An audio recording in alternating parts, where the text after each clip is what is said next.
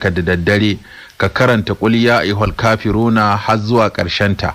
Wannan zai tsare ka daga shirka. In ka mutu a wannan dare ba za ka mutu mushriki ba. Shi ma na cikin sahihul jami'u sagir. Wannan hadisi yana magana akan falalar karanta qul ya ayyuhal kafiruna lokacin da mutum zai kwanta bacci. Alherin da ke ciki kuma za a tsare shi ga barin shirka a lokacin mutuwarsa.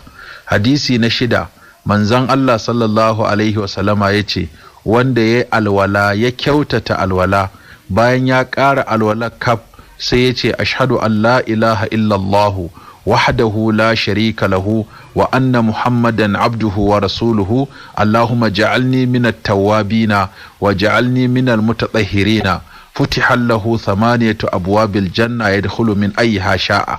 Wanda di ya ƙare alwala sai ya karanta wannan addu'a yace ashhadu an la ilaha illallahu wahdahu la sharika la wa anna muhammadan abduhu wa rasuluhu Allahumma ja'alni minat tawwabin wa ja'alni minal mutatahhirina, za a bude masa kofofin aljanna guda 8 ya zabi kofar da yake so ya shiga aljanna. Yana cikin sahihul jami'u sagir.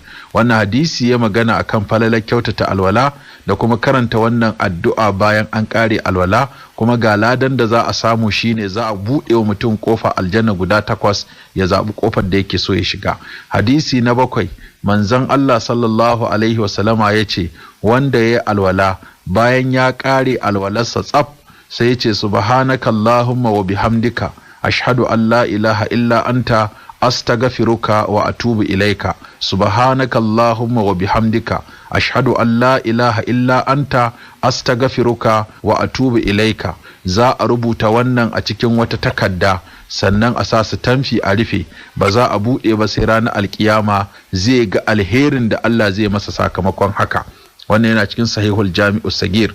Hadisi na 8, wani sahabi yake cewa wata rana muna sallah tare da manzon Allah sallallahu alaihi wasallama sai wani mutum daga cikin sahabbai yace Allahu akbar kabira walhamdulillahi kathira wa subhanallahi bukratan wa asila.